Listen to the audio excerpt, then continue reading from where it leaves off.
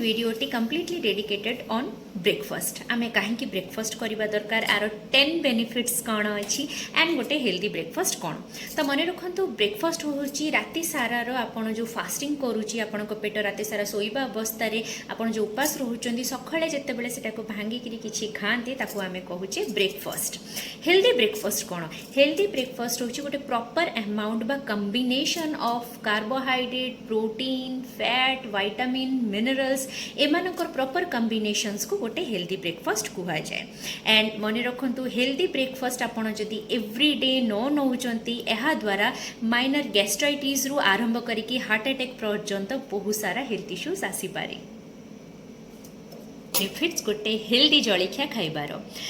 first हूँ आमर boost metabolism आपड़ जदि सबुदिन सकाळे proper amount and healthy breakfast नौचंती देन आपणकर एनर्जीटा मेटाबॉलिज्मटा बहुत भल भाव में बूस्ट हुए माने आपणकर पार्टी रे खाद्य पहुँचवा ठारू सेल पर्यंत तार एनर्जी न्यूट्रिएंट पहुँचवा पर्यंत मेटाबॉलिज्मटी बहुत भल भाव में थाए सेकेंड हूँ आमर एटा साइंस प्रूवेन दैट यह आमर ब्लड शुगर लेवल को कंट्रोल करे एंड बहुत मात्रा डायबिटीज न होगापाई गोटे हेल्दी ब्रेकफास्ट होची दायी आपड़ जब गोटे हेल्दी ब्रेकफास्ट नौचंती देन आपणकर ब्लड शुगर लेवल मेंटेन हम थर्ड हूँ इट प्रिवेंट्स ओवर इटिंग आपड़ जब सकाळे टाइमली हेल्दी ब्रेकफास्ट नौचंती देन आपड़ खरा बेले कि संध्या पर्यंत आपण को बहुत मात्रा रे आउ खाइबा को इच्छा हबो नाही आउ आज जदि आपण सकाळर ब्रेकफास्ट को स्किप करूचंती देन खरा बेले किंबा संध्या हो आपण बहुत सारा कार्ब्स एंड स्वीट्स खाई खाई कि आपण को डेटा एंड हो जाए देन नेक्स्ट होची एटा सरप्राइज बट ट्रू एटा देखा जाइए जो माने हेल्दी ब्रेकफास्ट सकाळे नियंती तांकर rest of the day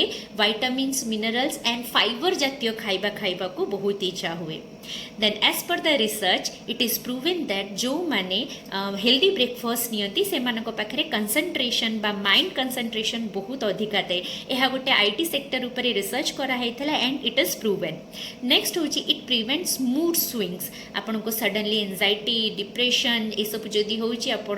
timely breakfast नियंतु देखिए आपणकर मूड स्विंग्स भी बहुत मात्रा रे कमिबो नेक्स्ट हूँ it increases memory and cognitive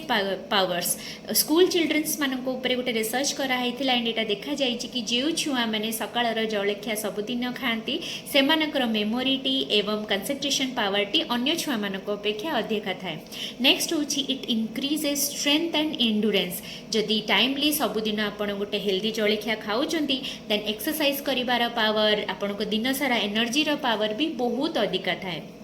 next it's controls our weight जो मैंने सबुदिन सकाळे हेल्दी जलखिया खाती से वेट प्रचुर मात्रा रे बढ़े नहीं तांकर वेटा भी कंट्रोल हे रुहे and it is scientifically proven कि आपण हेल्दी ब्रेकफास्ट नौथिले आपणकर गैस्ट्राइटिस परिका इश्यू ठारू आरंभ करिकरी आपण हार्ट रिलेटेड प्रॉब्लम्स रे भी मध्य 20% र लेस चांसेस थाए and last but not the least healthy breakfast obesity को प्रिवेंट करे आपण जदि प्रत्येक दिन गोटे हेल्दी जलखिया नौथिबे देन बहुत मात्रा रे चांस अछि कि आपण ओबेस हेबे नाही सो सबुदिन सकाळु proper amount of carb protein fat vitamin minerals युक्त गोटे भल ब्रेकफास्ट खातु एंड हेल्दी रुहतु